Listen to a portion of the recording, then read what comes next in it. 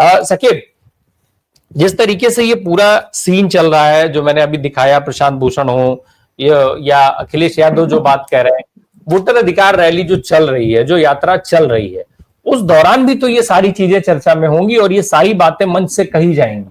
कितना इफेक्टिव होंगी ये सारी बातें जब सबूतों के साथ रखा जाएगा। कांग्रेस ने संजय गुहा ठाकुरता का ये वीडियो जो है वो वायरल करना शुरू कर दिया है।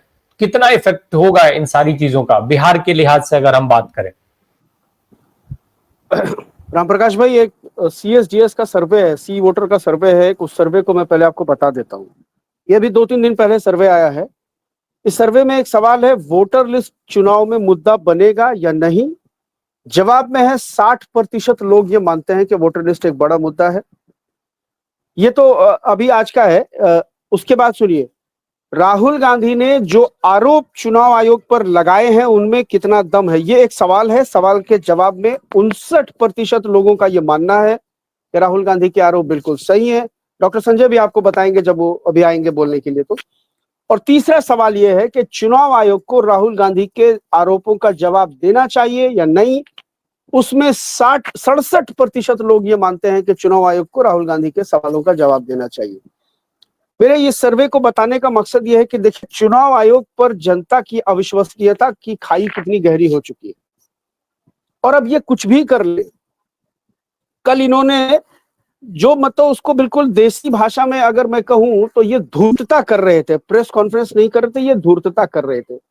एक एक बार में 5-5, 6-6 पत्रकारों से सवाल लिए जा रहे थे।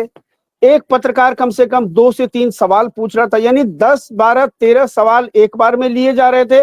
और उसमें से अपनी सुविधा के हिसाब से सवालों को जो है टिक करके उनका जवाब गोल गोल गोल गोल करके दिया जा रहा था।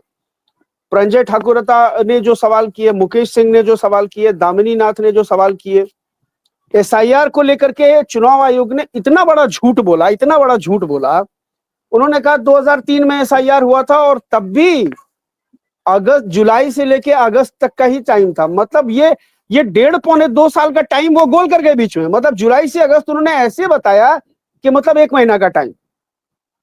तो उसकी नोटिफिकेशन कहाँ है, उस नोटिफिकेशन में क्या क्या डॉक्यूमेंट मांगे गए थे। और आप सोचिए, ये जो मरने वालों का डेटा दे रहा है चुनाव आयोग, कह रहा है कि ये 6 महीने वाला नहीं है, ये 20 साल का डेटा है। ये जो 22 लाख लोग मृत हैं, ये 20 साल का डेटा है। तो ये जो तुम हर साल चुनाव कराते चले आ रहे हो, 2014 में कराया, 2015 में विधानसभा चुनाव कराया, 19 में लोकसभा कराया, 19 में लोकसभा कराया, 20 में विधानसभा कराया, बीच में म्युनिसिपल कॉर्पोरेशन के चुनाव हुए, कई बार पंचायतों के चुनाव हुए। तो ये सारे मुर्दे वोट डाल रहे थे तब से। नहीं, अगर चुनाव आयोग ही जब मान ले रहा है कि ये 22 साल के आंकड़े थे, जो बीत गया वो तो बीत गया, लेकिन जो अभी सरकारें चल रही हैं उनको तो तुरंत जो है हटाने के लिए, खत्म करने के लिए खुद ही चुनाव पहल कर लेनी चाहिए इस परिस्थिति में। बिल्कुल, मैंने देखिए, वोटर लिस्ट से चुनी हुई बिहार की सरकार तुरंत बर्खास्त की जाए, इस वोटर लिस्ट से चुनी गई केंद्र की सरकार तुरंत बर्खास्त की जाए, पंचायतों में जहां जहां जो जो चीजें चल रही है वो सारी चीजें बर्खास्त हो जाए। इसकी पहल तो तुरंत चुनाव आयोग को करनी चाहिए। राजीव भाई, मैंने आपसे कहा तो है कि ये जब नाश मनुष्य पर छाता है तो पहले विवेक मर जाता है ना। और जैसे मीडिया के बारे में हम लोगों का ये मानना है कि मीडिया को PMO के एक अधिकारी फोन करके हेडलाइन मैनेजमेंट करने के लिए बताते हैं, इंस्ट्रक्ट करते हैं कि ये हेडलाइन बनाओ, ये हेडलाइन बनाओ। ठीक वैसे ही कल ऐसा लग रहा था कि PMO से या नागपुर से कोई स्क्रिप्ट लिख करके ज्ञानेश कुमार को भेजी गई है कि आपको इसको पढ़ देना है और इसके अलावा आपको कोई दूसरी बात नहीं करनी है, चाहे सवाल कुछ भी हो, पढ़ना आपको यही है। तो ये, और उसके इस पढ़ने के चक्कर में होता क्या है कि ये बैल बुद्धि तो होते हैं भक्त जो हैं इनको ये लगता है कि दुनिया की हर चीज हैक हो सकती है, इनका दिमाग हैक हो सकता है लेकिन EVM हैक नहीं हो सकती है। तो अभी EVM भी हैक हो सकती है, ये भी तो सुप्रीम कोर्ट में उस दिन जस्टिस सूर्यकांत की बेंच के सामने ही पेश हो गया। हरियाणा में 2022 में जो पंचायत का चुनाव हुआ था, भाजपा की ही सरकार थी। तो ये तमाम चीजें पब्लिक डोमेन में हैं। तो ये अब बौखलाए हुए सवाल कर रहे हैं, बौखलाए हुए जवाब दे रहे हैं, इनके पास कोई तर्क संगत जवाब नहीं। और यकीन मानिए राम प्रकाश भाई, जो चुनाव आयोग की कल की प्रेस कॉन्फ्रेंस थी, उसको जिन लोगों ने लाइव देखा है या जिनके पास थोड़ा सा कॉमन सेंस है, कॉमन सेंस के बारे में कहा जाता है common sense in sense which is not common, लेकिन जिसके पास कॉमन सेंस है वो समझ सकता है कि चुनाव आयोग, और आप बिल्कुल सही कह रहे हैं कि इस वोट अधिकार यात्रा को मीडिया से गायब करने के लिए विमर्श से गायब करने के लिए ये चुनाव आयोग की प्रेस कॉन्फ्रेंस कराई गई और उसके बाद पॉमेरियन मीडिया को लगाया गया कि अब तुम चुनाव आयोग का पक्ष रखना शुरू करो कि भाई उन्होंने तो जवाब दे दिया, उन्होंने तो जवाब दे दिया।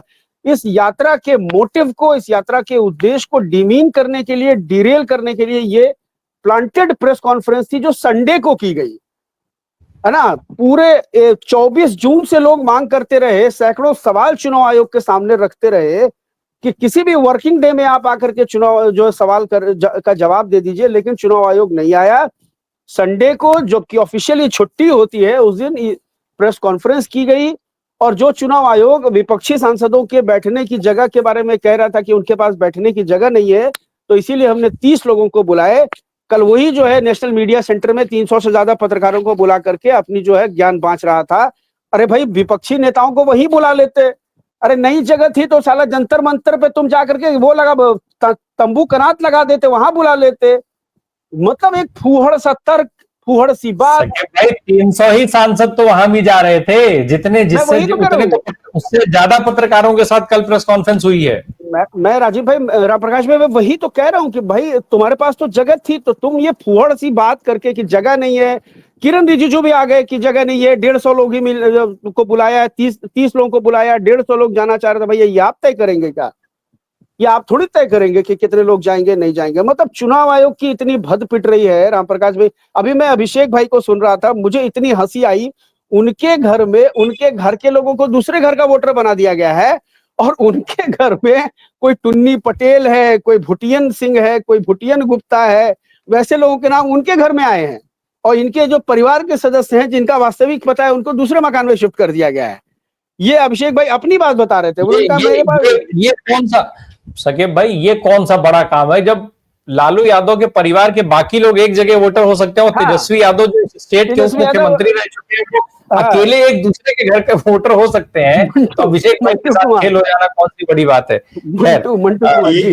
एक चीज और मैं जोड़ दूं, चूंकि वो बात हो रही कि 300 लोग से, कि एक जगह चर्चा हो रही थी तो मनोज झा ने कहा कि जब मैं प्रोफेसर था तो मैं चुनाव आयोग को चिट्ठी लिखता था और आराम से बात करता था, मेरी उनसे साक्षात्कार होती थी। आज चुनाव आयोग मुझसे कह रहा है कि you are not entitled to meet me, सिर्फ प्रेसिडेंट, आपको पार्टी प्रेसिडेंट मिल सकता है। तो ये जो तेवर है ना, ये तेवर तो लग रहा है कि जैसे कि वो पुलिस स्टेट है, आप जो है मिलकर कोई ऐसा आदमी आ रहा है जिससे आपको बहुत खतरा है, आप उससे नहीं मिल सकते। नहीं, हम कह रहे हैं सर, खतरा भी अगर बहुत ज्यादा हो, आप कपड़े उतरवा के अपनी तरफ से नया कपड़ा दे करके पहना के भेज दीजिए ना भाई, आप तब तो मिलिए, कम से कम मिलेंगे कैसे नहीं। और दूसरा, एक लोकतांत्रिक देश में तुम एक संवैधानिक संस्था हो, तुम ये पूछने वाले कौन होते हो और तुम ये तय करने वाले कौन होते हो कि तुमसे मिलने के लिए कौन इंटाइटल है कौन नहीं है। क्या ज्ञानेश कुमार जी आज संवैधानिक संस्था के मुखिया हैं, उस संवैधानिक संस्था के मुखिया से देश का एक आम वोटर अपॉइंटमेंट लेकर के मिल नहीं सकता है?